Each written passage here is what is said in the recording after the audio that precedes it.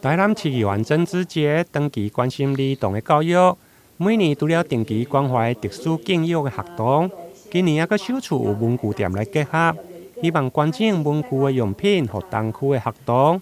趁着儿童节将要来到，上午邀请东区的中民、中学、加德高国小，以及东区5个里的里长共同召开记者会，每一个单位赠送300张的文具购物券，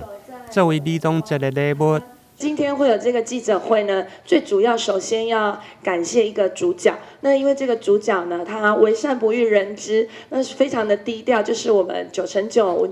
文具广场。那他们很有心，那他透过我的好朋友来找到之杰，那跟我说这个儿童节快要到了，他想要表达，就是因为现在都少子化了嘛，所以他想要对这些小朋友表达一些儿童节可以让他们开心的这个心意。那于是我的朋友来找到我，我说那这个构想很好。于是呢，我就跟这个9x9的老板娘经过多方的讨论，所以就选出了总共5个里，有东门里、那庄敬里、仁和里、和平里以及中西里。好，那还有3所学校，有崇学国小、德高国小以及崇明国小。我们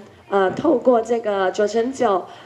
的他们的心意，他们总共呢每个里跟每所学校分送了300张的文具用品的兑换礼券，能够促成这个9x9来捐赠我们这样礼券。在儿童节前夕，我代表我们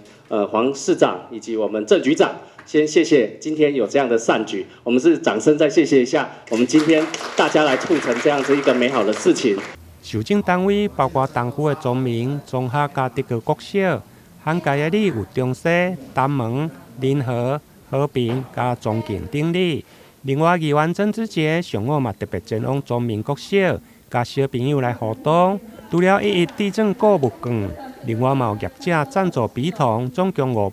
个，希望让小朋友有一个快乐的儿童节。台南新闻林根采访报道。